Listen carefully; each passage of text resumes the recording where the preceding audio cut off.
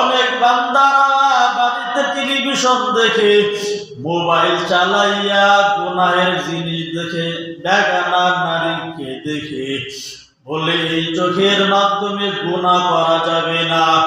2 নম্বর, জবানের মাধ্যমে গুনাহ করা যাবে না।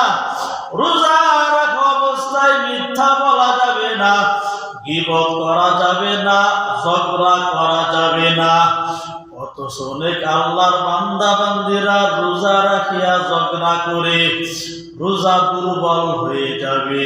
3 নম্বর হলো রোজা রাখা অবস্থায় হাত পা অঙ্গ প্রত্যঙ্গগুলোকে গুনাহ থেকে বাঁচাইতে হবে।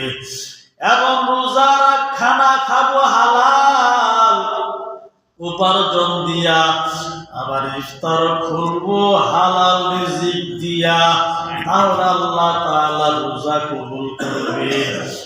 আর মনে মনে ভয় করা লাগবে, আয় আল্লাহ আপনি মেহেরবানি করে আমার রোজাটা কবুল আর মঞ্জুর করে নেন।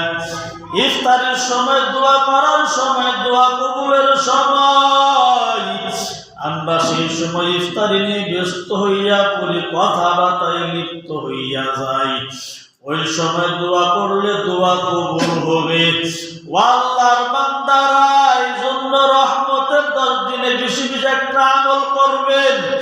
ইয়া আরহামার রাহিমিন, আয় আল্লাহ আপনি আমাকে রহমত দান করেন। সবাই বলেন ইয়া আরহামার রাহিমিন, জোরে বলেন ইয়া আরহামার রাহিমিন, ইয়া আরহামার রাহিমিন, ইয়া আরহামার রাহিমিন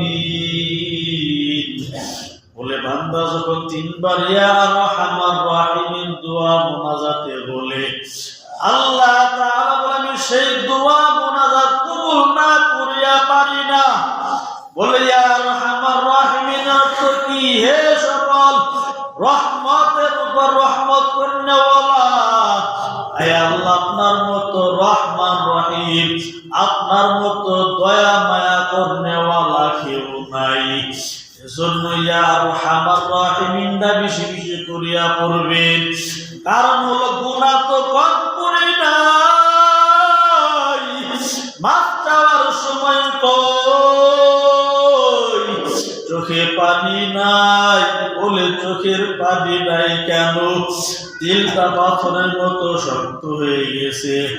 নবী বলে যা রমজান মাস পাওয়ার পরে গুনাহ মাফ করাইতে পারলো না, তাদের মতো হতভাগার কেউ নাই। রমজান মাস পাইয়া নিজের গুনাহগুলো ক্ষমা করাইয়া নেন।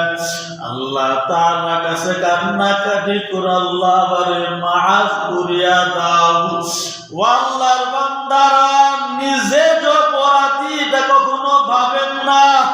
আমি নামাজ না পড়ে অপরাধী, আমি কত গুনাহ করে অপরাধী, আমি মা বাবার খেদমত না করে অপরাধী। নিজের গুনাহের কত কত গুনাহ শেষ নাই। এজন্য আল্লাহ তাআলার কাছে রমজান মাসে নিজের গুনাহগুলো মাফ করায়া নেন। চোখের পানি ছাড়িয়া কান্না করবেন। শেষ রাত্রে তাহাজ্জুদের নামাজে দাঁড়াইয়া কান্না করবেন। আল্লাহর বান্দারা, রমজান মাসে ওয়াল টাইম দোয়া কবুলের মাস। নিজের গুনাহগুলো ক্ষমা করাইয়া নিবেন। আর কোরআনুল কারীমের তেলাওয়াত করবেন। আপনার সন্তানকে হুকুম করেন কোরআনুল কারীমের তেলাওয়াত কর। আপনি নিজেও কোরআনুল কারীমের তেলাওয়াত করেন। আল্লাহর বান্দারা কোরআনুল কারীম খতম করতে পারলে 70 বার কোরআনুল কারীম খতম করা সব আল্লাহ আমলনামায় দিয়ে দিবেন। এজন্য এই কোরআনুল কারীম খতম করে নিজের সন্তানকে বলেন, মেয়েকে বলেন কোরআনুল কারীম তেলাওয়াত করো, খতম করো। নিজের স্ত্রীকে বলেন কোরআনুল কারীমের খতম করা লাগবে। আপনি নিজেও যদি না পড়তে পারেন, ও আল্লাহর বান্দারা বেশি বেশি করে সূরাতুল ইখলাস তেলাওয়াত করেন। সূরাতুল ইখলাস একবার কোরআনুল কারীম খতম করা সওয়াব আল্লাহ পাক আমলনামায় দিয়ে দিবে। এজন্যই বেশি বেশি অল টাইম সূরাতুল ইখলাস তেলাওয়াত করেন। এইভাবে কুল হুয়াল্লাহু আহাদ, সবাই বলেন কুল হুয়াল্লাহু আহাদ আল্লাহুস সামাদ লাম ইয়ালিদ ওয়া লাম ইউলাদ ওয়া লাম ইয়াকুল লাহু কুফুয়ান আহাদ। আবার তেলাওয়াত করেন কুল হুয়াল্লাহু আহাদ আল্লাহুস সামাদ লাম ইয়ালিদ ওয়া লাম ইউলাদ ওয়া লাম ইয়াকুল লাহু কুফুয়ান আহাদ। কুল হুয়াল্লাহু আহাদ আল্লাহুস সামাদ লাম ইয়ালিদ ওয়া লাম ইউলাদ ওয়া লাম ইয়াকুল লাহু কুফুয়ান আহাদ। আপনারা তিনবার তেলাওয়াত করলেন, আল্লাহ পাক আপনাদের আমলনামায় 70 বার কোরআনুল কারীম তেলাওয়াত করার, খতম করার সওয়াব আপনাদের আমলনামায় আল্লাহ পাক দিয়ে দিলেন। ও আল্লাহর বান্দার জন্যই হুজুর দরকার, আলেম দরকার, যে আপনাকে আমল শিখাবে, আমল করাবে। দুনিয়ার টাকা পয়সা কিছুই না, হুজুরকে যদি মানার মতো মানতে পারেন, ধরার মতো যদি ধরতে পারেন, কপাল ধন্য হয়ে যাবে। জান্নাতের মালিক হইয়া কবরে যাইতে পারবেন। আর যদি হুজুরকে ধরার মতো ধরতে না পারেন, মানার মতো মানতে না পারেন, আল্লাহর বান্দারা কপাল খারাপ। বয়ান শুনে আপনি আমল করতে পারবেন না। আমরা আপনাদের কষ্ট করিয়া করিয়া বয়ান শুনাই কেন জানেননি? যেন জান্নাতের মালিক হইতে পারেন, জাহান্নাম থেকে বাঁচতে পারেন। ও আল্লাহর বান্দারা, এটা আমাদের উদ্দেশ্য। রোজা রাখিয়াও গলা ফাটাইয়া বয়ান করে বুঝাই, তারপর আপনারা কেন বুঝেন না? আমার নবীও বয়ান করেছেন সাহাবাদেরকে, সাহাবায়ে কেরাম আমল করিয়া সবাই জান্নাতের মালিক হয়ে গেছেন।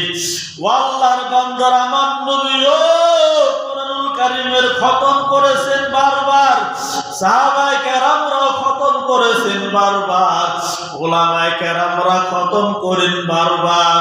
যারা কোরআনুল কারীমের হাফেজ, তারা রোজা রাখিয়াও কষ্ট করিয়া খতম করে, এরপরে ইফতারের পর আবার তেলাওয়াত করে। আপনার সন্তান লাগে আপনি কেন কোরআনের তাকিদ দেন না? প্রত্যেক মুসলমানের উপর কোরআনুল কারীম শিক্ষা করা ফরজ। নামাজ যেমন পড়া ফরজ, রোজা রাখা যেমন ফরজ, ও আল্লাহর বান্দারা কোরআনুল কারীম শিক্ষা করাও ফরজ। কোরআনুল কারীমের মর্ম ব্যাখ্যা জানা ফরজে কিফায়া। কিছু মানুষ শিখলে আদায় হয়ে যাবে, না শিখলে গুনাহগার হবেন না। আর যদি কোরআনুল কারীমের শিক্ষা আপনারা না করেন, ফরজ তরক করার গুনাহ হবে। এজন্য আজকের বয়ানটা বাড়িতে নিয়ে গিয়া সন্তানকে কোরআনুল কারীমের তেলাওয়াতে লাগাই দিবেন, নিজেরা সূরাতুল ইখলাসের আমলটা করবেন। ও আল্লাহর বান্দা, নিজের বিবেকে তাকিদ দেন কোরআনুল কারীম খতম করার জন্য, নিজেরাও উপরে। কারণ হল আপনি তো সারা বছর পড়তে পারেন না। আপনি পড়তে না পারলেও কোরআন শরীফটা হাতে নেন, চুমু খান, বুকে জড়ায়া দেন। কোরআনুল কারীম দেখিয়া দেখিয়া আপনি কাঁদেন, বলে আল্লাহ তাআলা